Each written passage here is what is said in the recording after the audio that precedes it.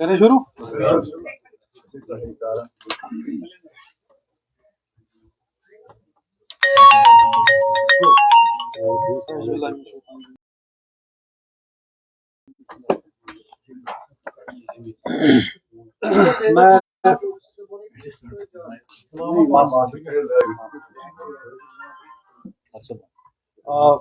میں آپ سبھی لوگوں کا بہت مشکور ہوں کہ بہت ہی شارٹ نوٹس پہ آپ سب لوگ یہاں ہمارے ساتھ جڑے اور اس پریس کانفرنس کے لیے ہمارے آفس آئے.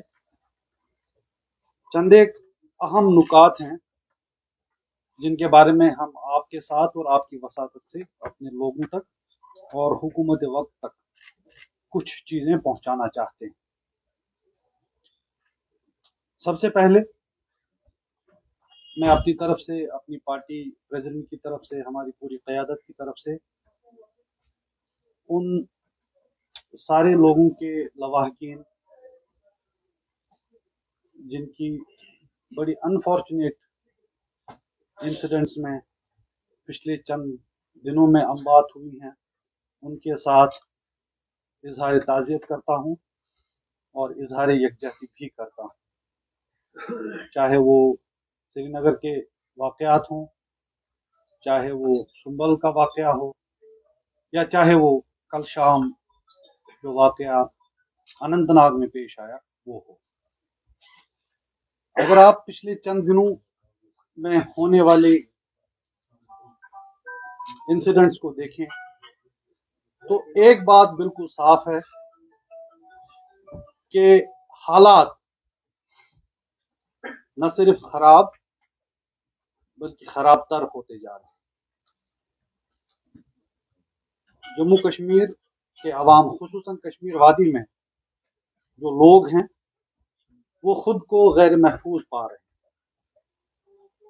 اور جو کچھ ہوا ہے اس کی ہم نے تو پرزور الفاظ میں مذمت کی ہے. ہماری پارٹی پریزیڈنٹ صاحبہ نے، پارٹی لیڈرشپ نے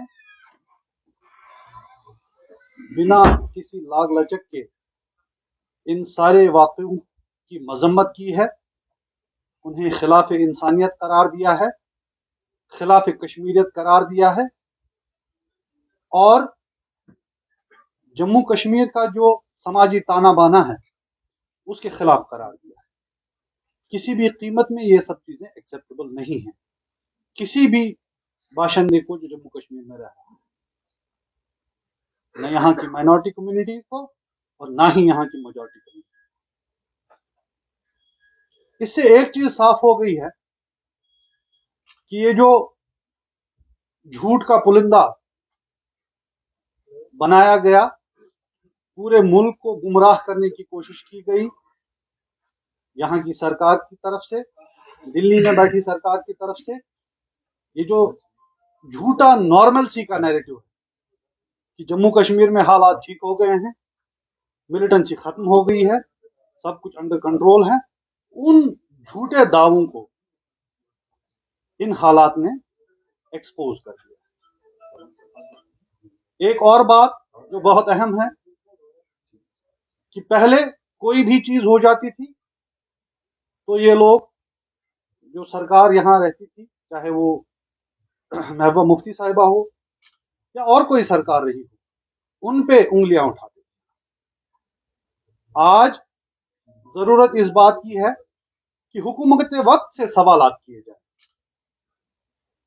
کہ جموں کشمیر کو ایک یونین ٹیریٹری میں تبدیل کرنے کے بعد غیر آئینی اور غیر قانونی طور سے لگ بھگ 2 سال ہوا چاہتے، اور ان 2 سالوں میں حکومت ہند ڈائریکٹلی یہاں کی گورننس کے افیئرز کو دیکھ رہی ہے.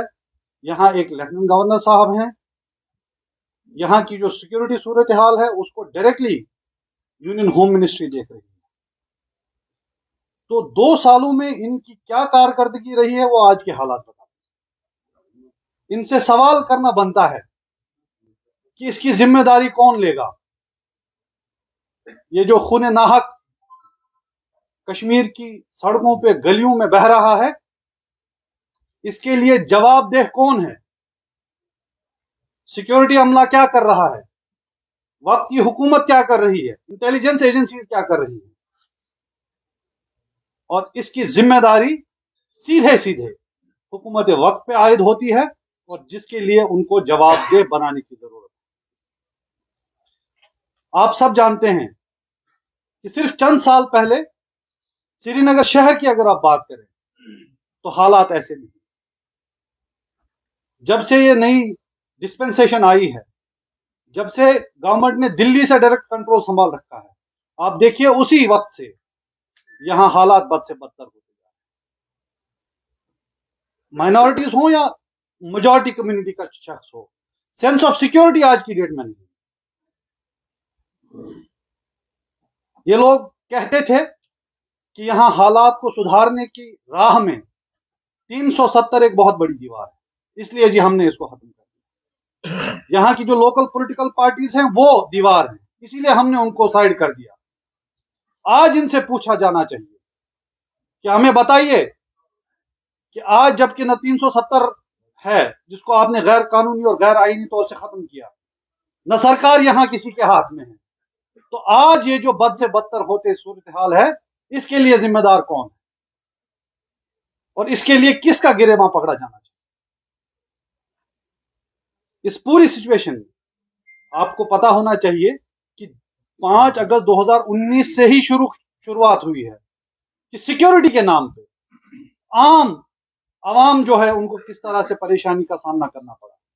سیکیورٹی کے نام پہ لوگوں کا دم گھٹنے لگا. ایسے ایسے حربے، ایسے ایسے کام سرکار نے کیے.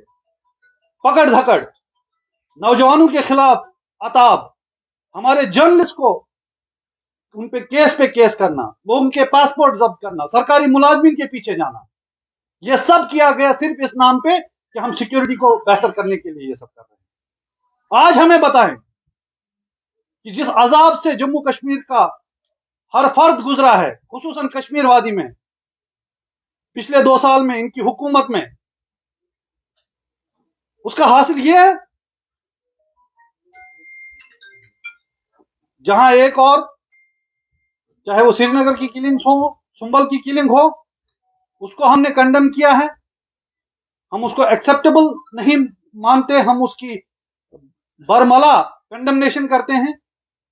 وہیں دوسری اور جو ڈسپرپورشنیٹ یوز آف فورس کل اننت ناگ میں ہوا ہے سیکورٹی فورسز کی طرف سے، جس میں رپورٹس کے مطابق ایک جموں کے شہری کو اس کی موت ہوئی ہے، ہم اس کو بھی کنڈم کرتے ہیں اور پرزور الفاظ میں کنڈم کرتے ہیں. تو یہ جو اوور آل سچویشن ہے، یہ بہت خراب وقت کی الارم بن کے ہمارے سامنے ہے، اور اس کے لیے حکومت وقت کو ذمہ دار ٹھہرانا ہے.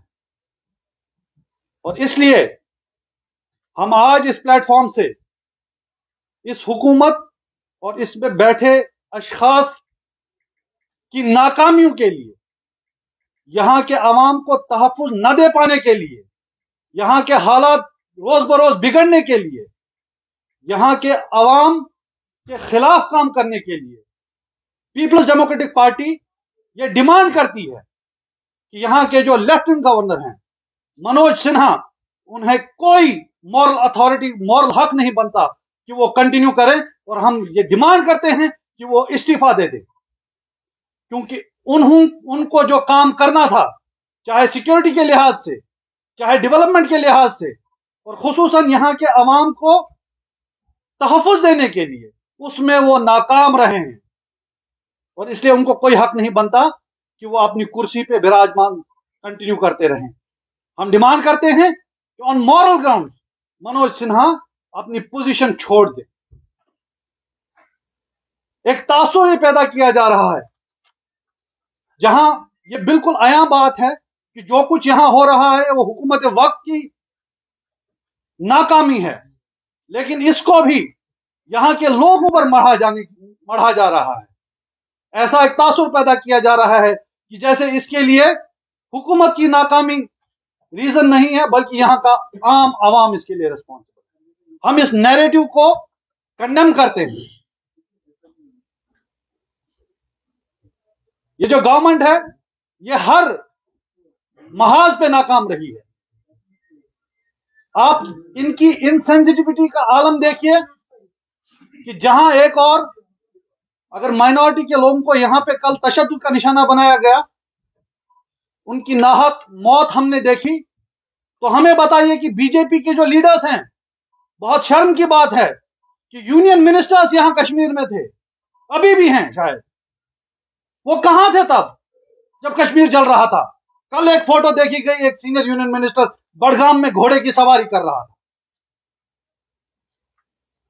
एक अहम बात जो मैं आपके साथ शेयर करना चाहता हूं, कल कश्मीरी पंडित संघर्ष समिति जो है, जो एक फ्रंटल ऑर्गेनाइजेशन है, उन कश्मीरी पंडितों की जो नॉन माइग्रेंट्स हैं, उनके जो प्रेसिडेंट हैं, उन्होंने बयान दिया कि हमने बहसैत एक ऑर्गेनाइजेशन लेफ्टिनेंट गवर्नर से मिलना चाहा, हमने उनसे एक अपॉइंटमेंट मांगी और ये सिलसिला जून के महीने में शुरू हुआ है। कितनी शर्म की बात है, अक्टूबर है, जून से अभी तक एलजी साहब के पास टाइम नहीं है उन कश्मीरी पंडितों से मिलने के लिए। इनके जो मिनिस्टर्स हैं वो घुड़सवारी में बिजी हैं, जबकि यहां खून बह रहा है। तो ऐसे हालात में मुझे बताइए, इनके पास बात करने को क्या है?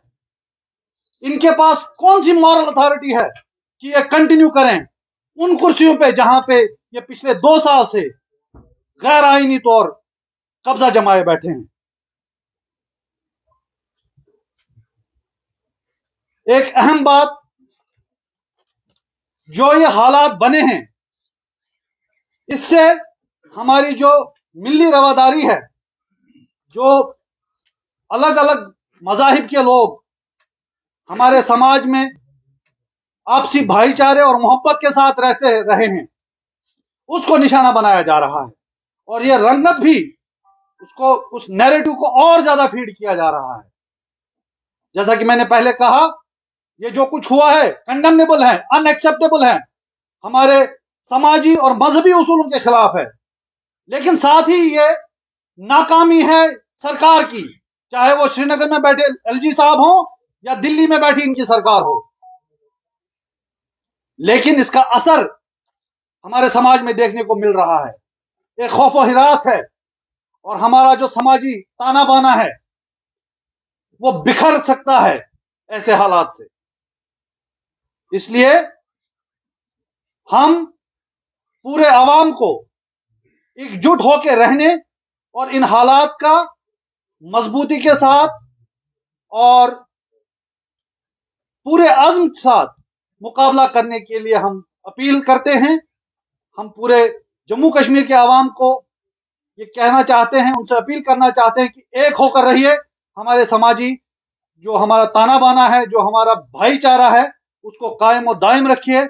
जो इसके दुश्मन हैं उन्हें कामयाब मत होने दीजिए, और जो हुकूमत वक्त है, जो रिस्पॉन्सिबल है आज की सिचुएशन के लिए, उनसे सवाल किया जाए, उनसे इसका हिसाब मांगा जाए। और जैसा कि मैंने पहले कहा कि एलजी साहब से हम डिमांड करते हैं कि एलजी साहब इस्तीफा देके अपनी कुर्सी छोड़ दें, क्योंकि वो नाकाम रहे हैं यहाँ की आवाम को तहफ़्फ़ुज़ देने के लिए। इन हालात को एक्सेप्ट हम नहीं करते।